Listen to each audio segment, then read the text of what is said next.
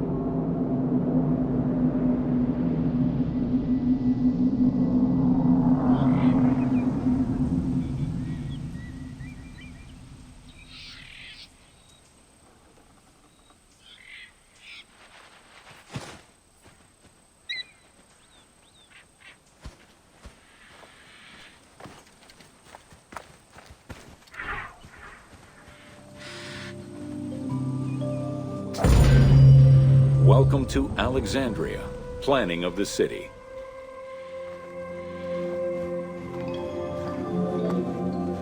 Alexander's plan to build his great city began with a verse from Homer's Odyssey. There is, in front of Egypt, in the sea with many swells, an island called Pharos. Guided by these clues, Alexander the Great founded his future city at the western end of the Nile Delta.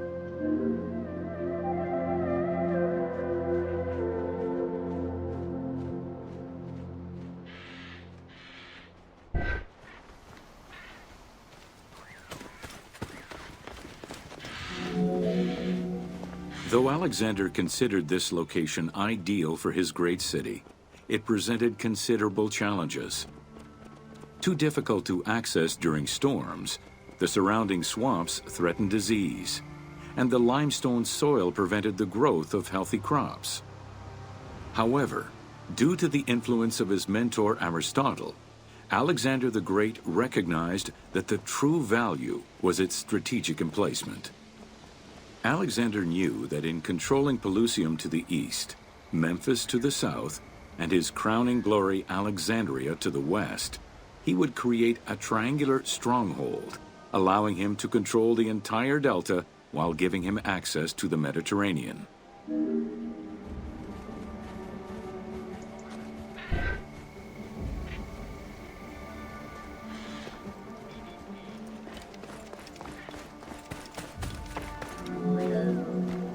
The Great Walls of Alexandria had a humble beginning.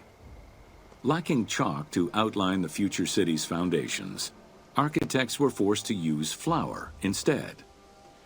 Clouds of migrating birds swept down and ate the flour, erasing the plans. This prompted Alexander to seek guidance from the oracles, who reassured him that his future city was destined to feed a large population.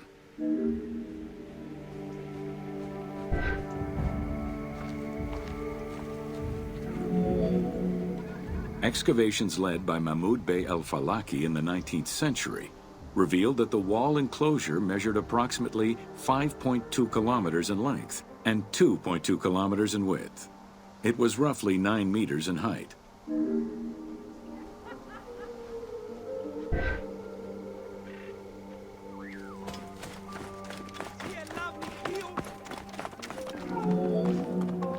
These formidable ancient walls would resist a number of attacks, including fending off the king of Syria in 169 BCE. It wasn't until 295 CE that they eventually fell to Roman Emperor Diocletian, and this only after 8 months of relentless assault.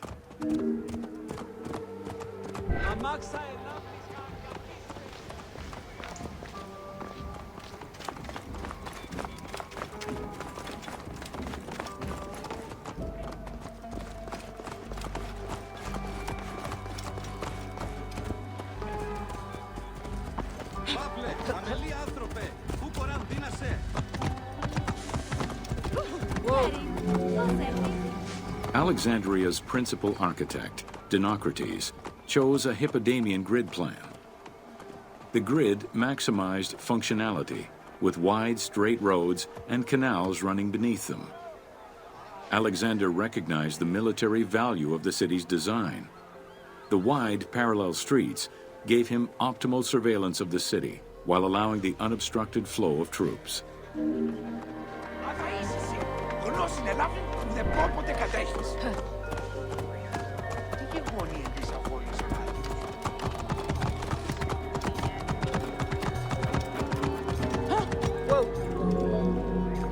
A central corridor ran from the Mediterranean's north port down to Lake Mareotis to the south. This thoroughfare acted as an unobstructed link for commercial trade and travel between the two ports. Many of the streets were bordered with grand buildings and parks, including Canopic Street, with its impressive gate bordering the eastern end.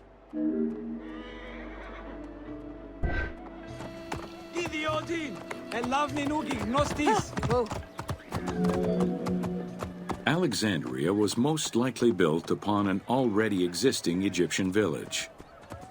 Upon its completion, the Egyptians reviled the city, refusing to call it by its founder's name. Instead, they called it Raked, the building, as a mark of disdain, which was later Hellenized into Rakotis. Despite this, the name Alexandria would remain.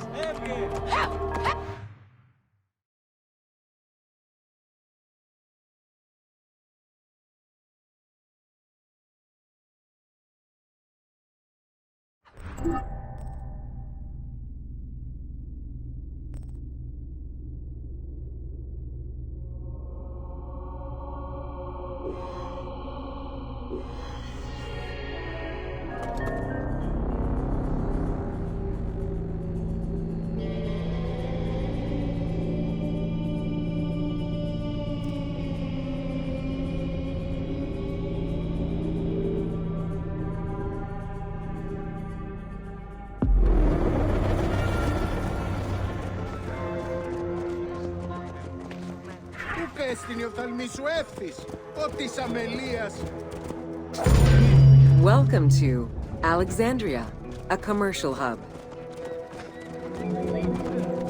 The ports of Alexandria were a major commercial hub, effectively connecting Egypt with the Mediterranean regions and beyond. A tremendous amount of materials and goods flowed through the city on a daily basis. The large port market was called the Emporion. It was there that merchandise was traded by the ship owners, called nakliros.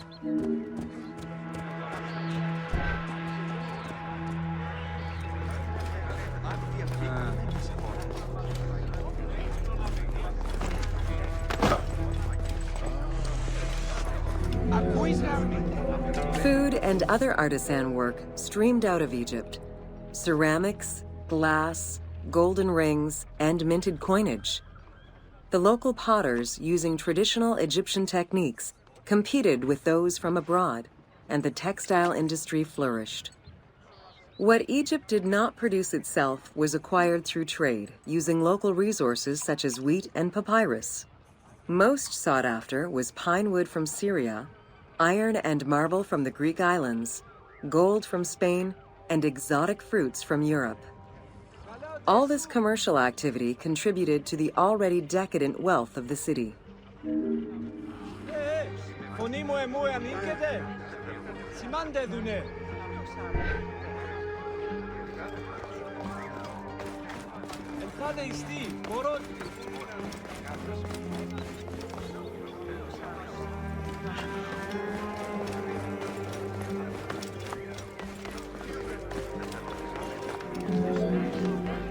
The wood imported to Port Mareotis through Alexandria's seaward ports was used in the nearby shipyards, where most of Egypt's ships were built.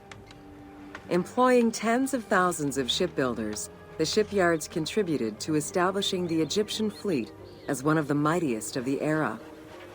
Any wood not used in shipbuilding was further disseminated through Egypt for various purposes.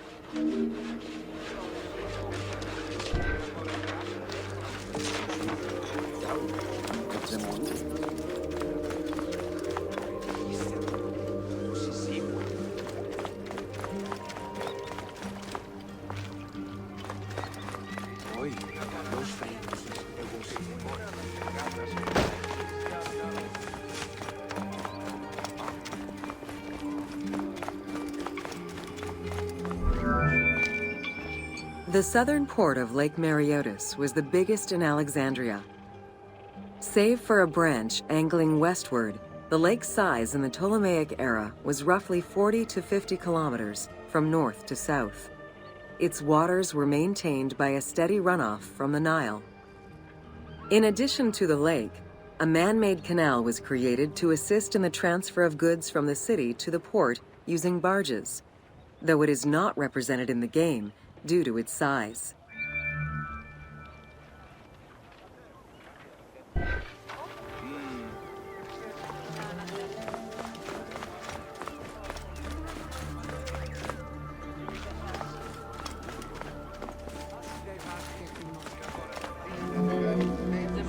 Banking was one of the most distinctive innovations brought by the Greeks to Egypt. The centerpiece of Alexandria's wealth was the royal systematization of taxes on almost everything. Basic items such as salt, oil, beer, wheat, and linen were heavily taxed. As a result, the royal treasury of Alexandria was able to ensure the economic stability of most of the administrative areas of Egypt.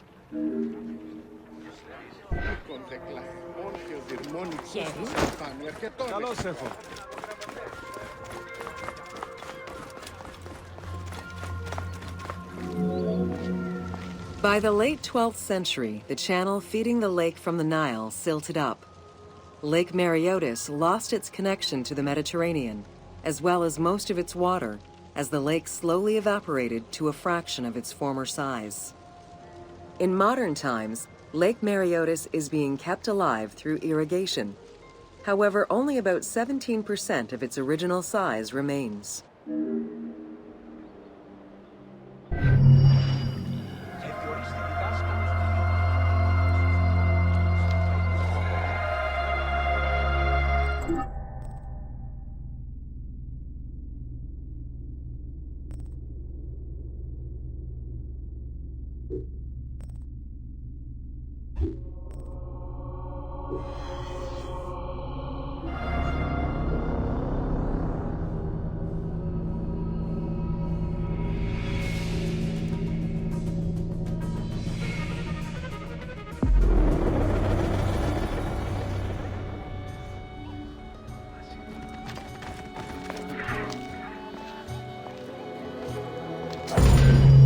Welcome to Alexandria, City of Celebration.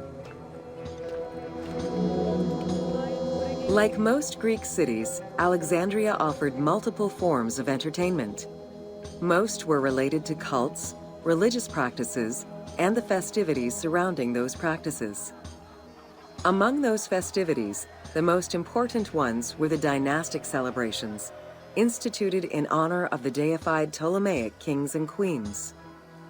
These celebrations could go on for many days and included sacrifices, offerings, processions, and public banquets.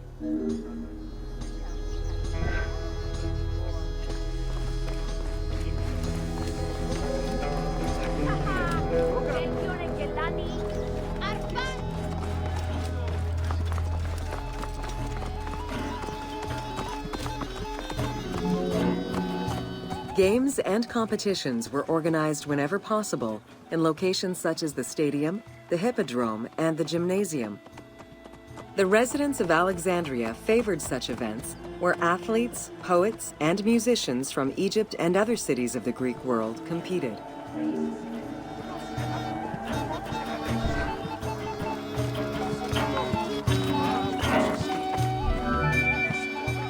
Like all good Greek cities, Alexandria had a theater. The architecture of this structure is Roman in style. This is because the team duplicated a theater from Cyrene. Roman theaters were usually semicircular and built from scratch on a flat area with structures designed to enhance oration. Greek theaters were more oblong in shape, similar to a horseshoe, and favored the slopes of natural hills to support their acoustics.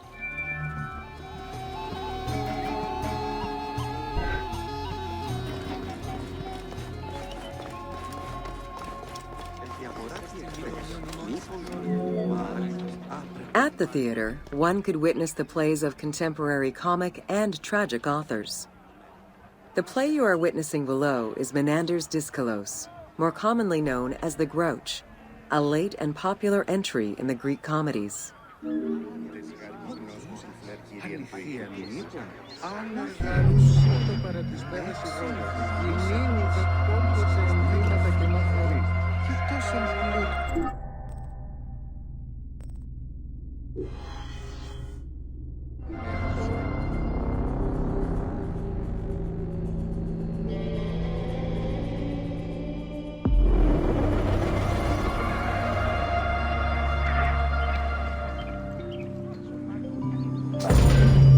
Welcome to Education in Alexandria.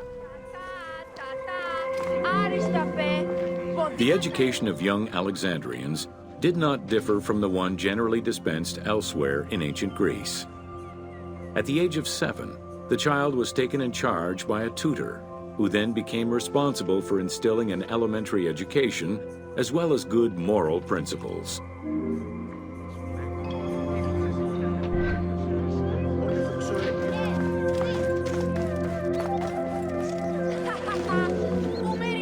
Teaching was generally done outside, in the open air. In the gymnasium, students were taught not only sports, but also topics such as rhetoric, philosophy, music, and poetry, all things deemed essential to one's education at the time.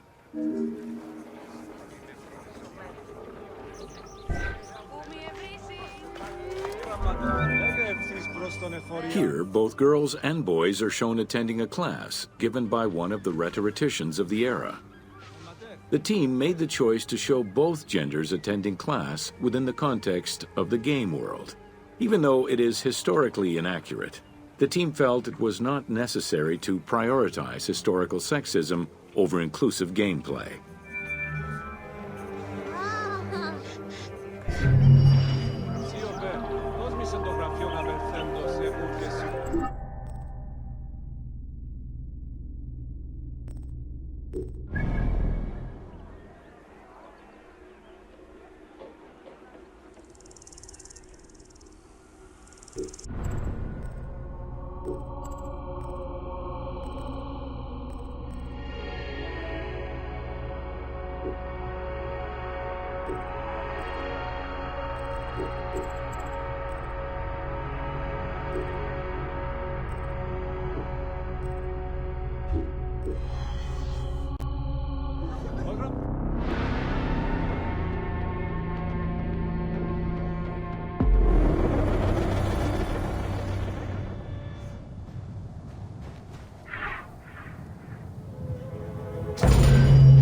Welcome to The Origin of the Pyramid.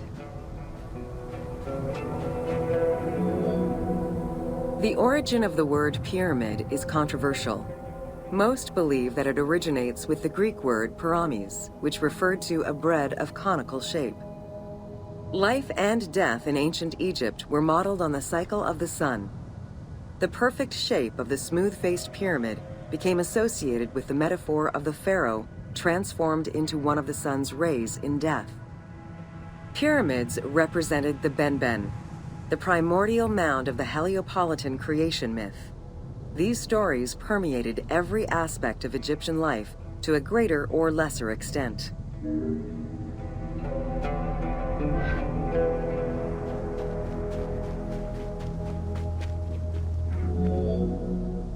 During the pre-dynastic period, the development of funerary practices was different depending on whether one was located in Lower Egypt or Upper Egypt. Well before the pyramid, there was the burial pits. It is on the site of Merimde Beni Salome in Lower Egypt that we find the oldest funerary site, dating back to 5000 BCE. Study of the tombs revealed that the bodies of the deceased were deposited in a shallow grave in a fetal position.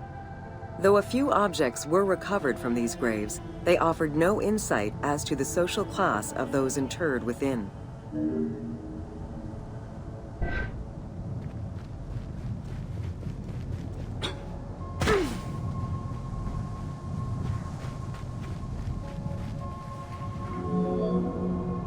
In Upper Egypt, pre-dynastic practices are easier to study, but reveal more complex funerary rites.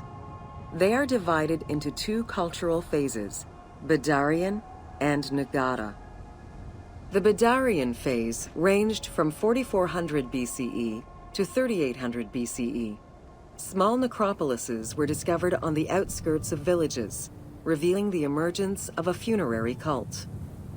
The bodies of the deceased were lowered into an oval grave and covered with goat or gazelle skins. Items needed in everyday life were added alongside the body.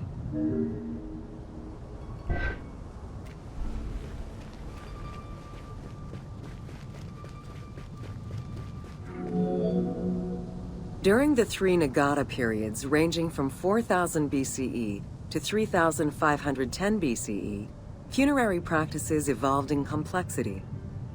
The shape of tombs changed from oval to rectangular, mimicking the homes of the living. The size of the burials increased and funerary items became more stylized and numerous. Tombs gained complexity with masonry, wooden veneers, or raw bricks added to strengthen the structures. In time, socially stratified necropolises emerged. For example, in Hierakonpolis, the elite and commoners had separate necropolises.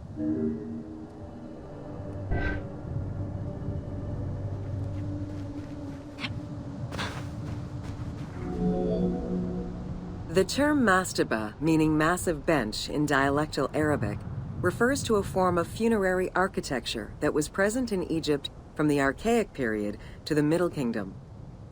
An evolution of the burial pit, mastabas were generally composed of two parts. A structure was built above the ground in the form of a massive rectangle with stepped walls, and a subterranean burial chamber was located underneath. Smaller mastabas often surrounded the much larger tomb of the king. These generally held the remains of the king's relatives and courtiers.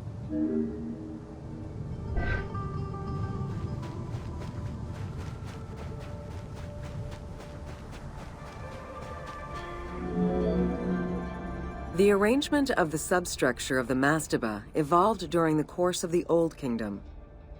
From the 5th dynasty onwards, mastabas often featured multi-roomed substructures, with sometimes up to 30 rooms.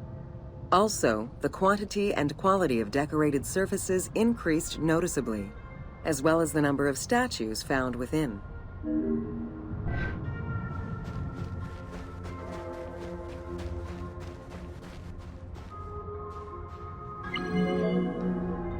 The 6th dynasty would see art used to its utmost. The entire surface of a mastaba would be covered in scenes of daily life, illustrating the prosperity of those lucky enough to comfortably spend eternity near the pyramid of a pharaoh. The best example of this type of mastaba is the tomb of Mereruka in Saqqara.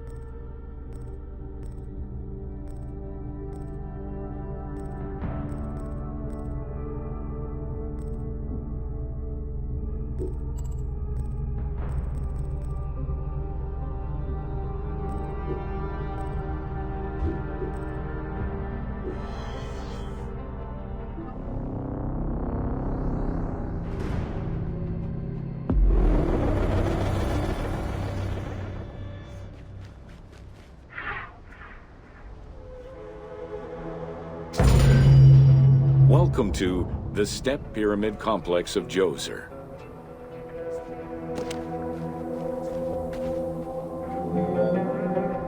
The Step Pyramid is at the center of an enclosed complex, comprised of temples, models of palaces, and artificial constructions, all built for the afterlife of Pharaoh Djoser. The funeral complex itself covers 15 hectares and is located on the highest point of the Saqqara Plateau. It's clear from the elaborate detail and scale of the complex that this was a technological marvel of its time. The only fragment of information regarding the design plans of the complex was discovered on a section of stone containing an architectural sketch of a vault.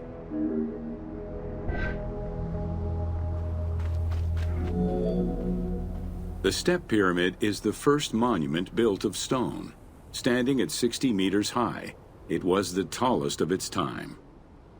Built 4,700 years ago, it was originally intended as a mastaba, which was a flat-roofed rectangular tomb. Its famous architect, Imhotep, may have felt this was too humble for the great Pharaoh Djoser and began to add the steps.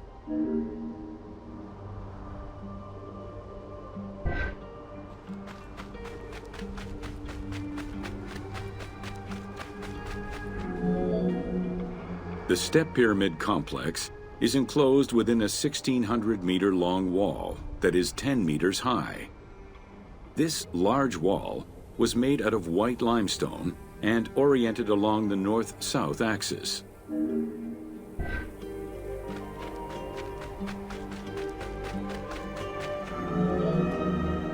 While there are 14 doors, only its eastern door was intended to accommodate the living.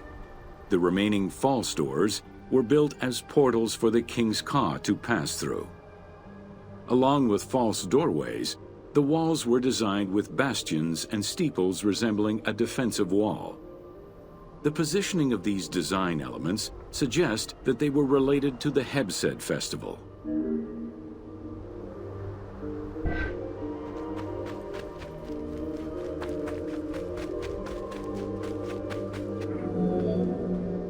The only real entrance into the complex is at the end of a long, narrow passageway. This enclosure has a stone canopy carved to resemble wooden logs. At the end of the passage is a large opening. Meant to resemble a doorway, it has carved doors and hinges that are permanently open and immovable.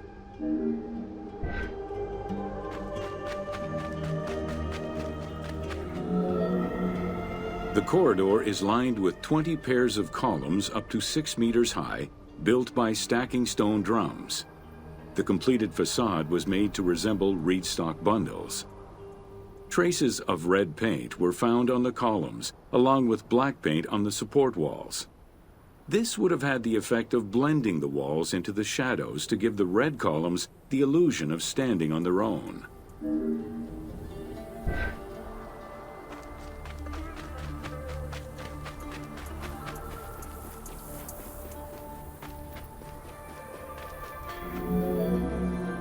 Chambers are located on either side of the columns and are thought to be chapels representing the provinces of Upper and Lower Egypt. According to some Egyptologists, the arrangement of the rooms may be symbolic of jurisdiction and judgment.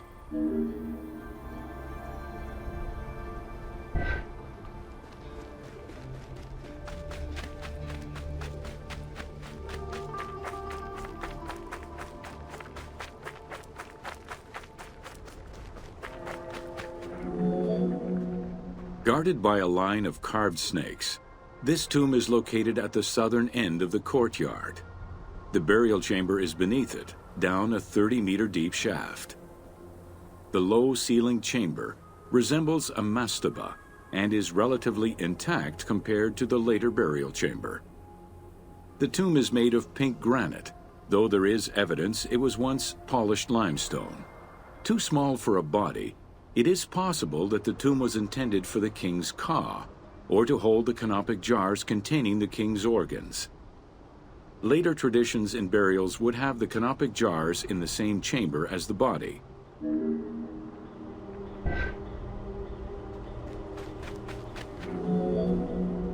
A polished limestone staircase leads west from the tomb to underground apartments. Some of these rooms were intended to accommodate the king and his family in the afterlife. Many large jars of pottery were found, including some that still had deposits of beer, milk, and oil inside them. The false doorways are decorated with reliefs of the king taking part in rituals. In these reliefs, he is seen carrying agricultural tools, running, and performing a ritual for the reanimation of the deceased.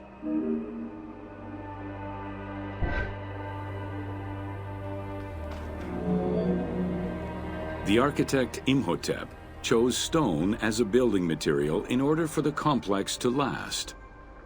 Following the completion of the initial mastaba, Imhotep devised a burial of more ambitious dimensions. He set about stacking mastabas on top of each other. Evidence shows that the pyramid was enlarged twice by additional cuts into the steps, eventually reaching 62 meters in height and 121 meters by 109 meters at its base.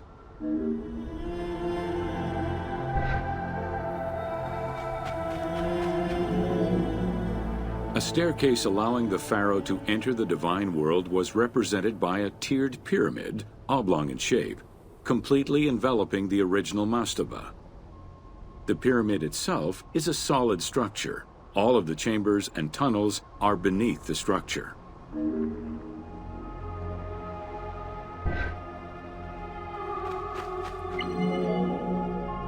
Pharaoh Djoser the Sacred was the founder of the Third Dynasty. He ruled for 19 years. During his reign, he was known as Horus Negereket, divine of the body.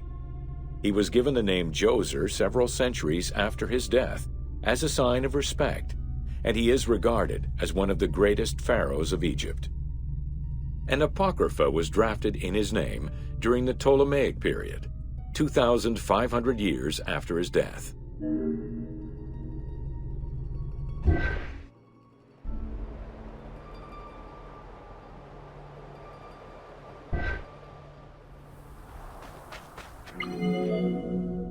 Djoser was associated with the sky god Horus in his human form. A plinth near the step pyramid is inscribed with his name and associated with Horus. He was the first to reside in Memphis, making it the central hub of government for the region. Djoser was known to have built many temples and monuments before the complex at Saqqara. The Funerary Complex was the first of its kind, and would mark Djoser's greatest architectural achievement.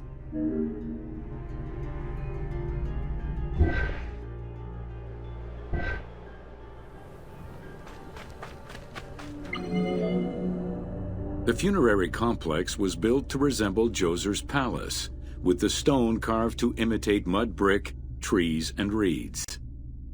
Creating these details and softer textures in hard stone would have been a time-consuming, labor-intensive task. Much of the complex is designed to accommodate the Hebsed festival, allowing the king the ability to affirm his rule even in the afterlife.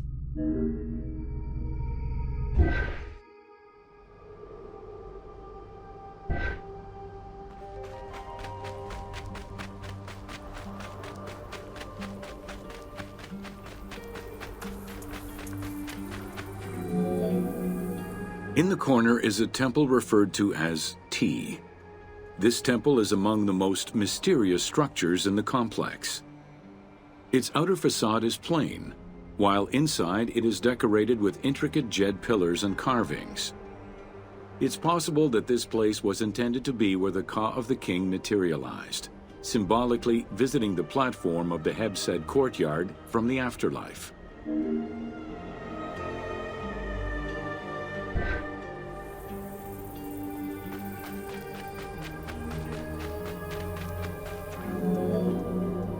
The Hebsed festival enabled the pharaoh to maintain universal order and renew godly powers.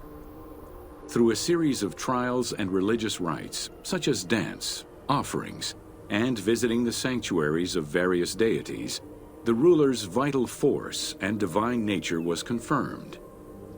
The celebration was meant to represent the ruler's jubilee and would take place every 30 years, though the deadline was not always followed. The earliest known ritual dates from the First Dynasty.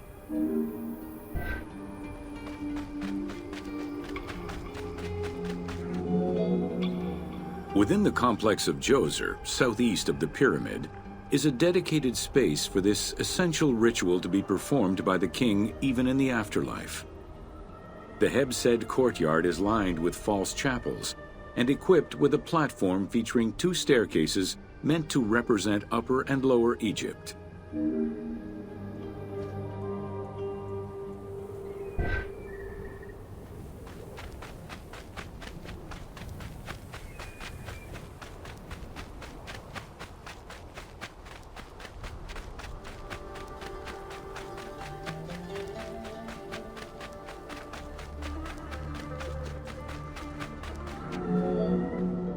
Located in the courtyard, the 2 pavilions are believed to represent the palaces of Upper and Lower Egypt. Rectangular in shape, the 2 replica structures face one another.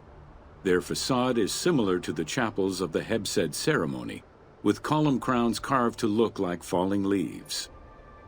Because Queen Hetep-Hernepti and Princess Inetkas's names were discovered on a stela near the pavilions, it is thought that these funerary chapels were intended for them.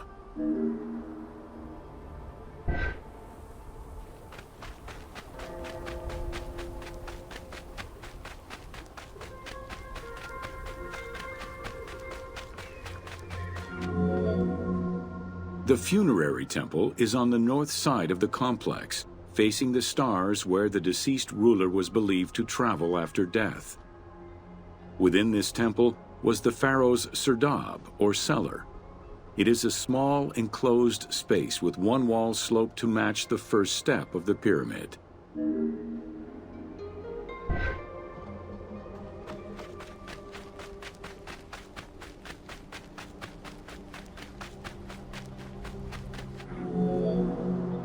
The north wall has 2 observation holes. A statue of Djoser is seated on the throne, wearing a mantle and a tripartite wig with a crown known as a Nemes. Representing the king's ka, this statue looks through the observation holes into the courtyard, enabling the king to observe the ceremonies and receive offerings in the afterlife.